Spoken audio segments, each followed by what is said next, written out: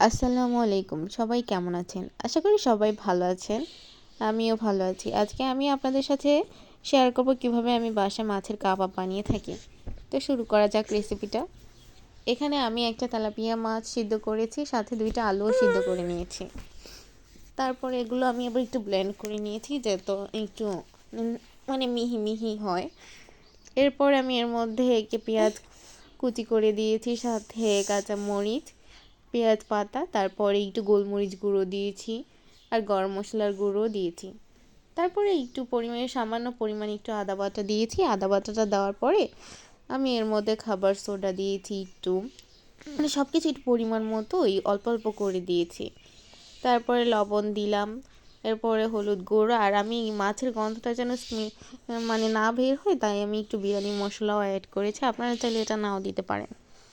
তারপরে এটাকে একটা ডিম দিয়ে আমি ভালোভাবে হাতে মিলিয়ে নেব। হাতে মিশিয়ে নেওয়ার পর সামান্য পরিমাণে একটু সয়াবিন তেল দেব। তারপরে চালের গুঁড়া দিয়ে আবার আমি ব্যাটারটা করে নেব। তারপরে কাবাবের শেপ দিয়ে দেব। গোল গোল শেপ করে বিস্কিটের গুঁড়ার মধ্যে কোট করে আমি অনেকগুলো কাবাব বানিয়ে নিয়েছি। তারপরে আমি একটা কড়াইয়ের মধ্যে তেল গরম করতে দিয়ে তারপর তেলটা গরম হয়ে আসলে আমি একে একে কাবাবগুলো দিয়ে দিয়েছি। কাবাবগুলো দেওয়ার পরে মানে একটু পরপর নাড়া দিতে হবে যাতে মানে কাবাবটা পুড়ে না যায়। তারপর কাবাবটার রঙটা একটু ব্রাউন কালার হলে কাবাবগুলো একে একে নামিয়ে নেবেন। আর এরকম সহজ সহজ রেসিপি পেতে অবশ্যই আমার পেজটা ফলো করে দেবেন। আল্লাহ হাফেজ।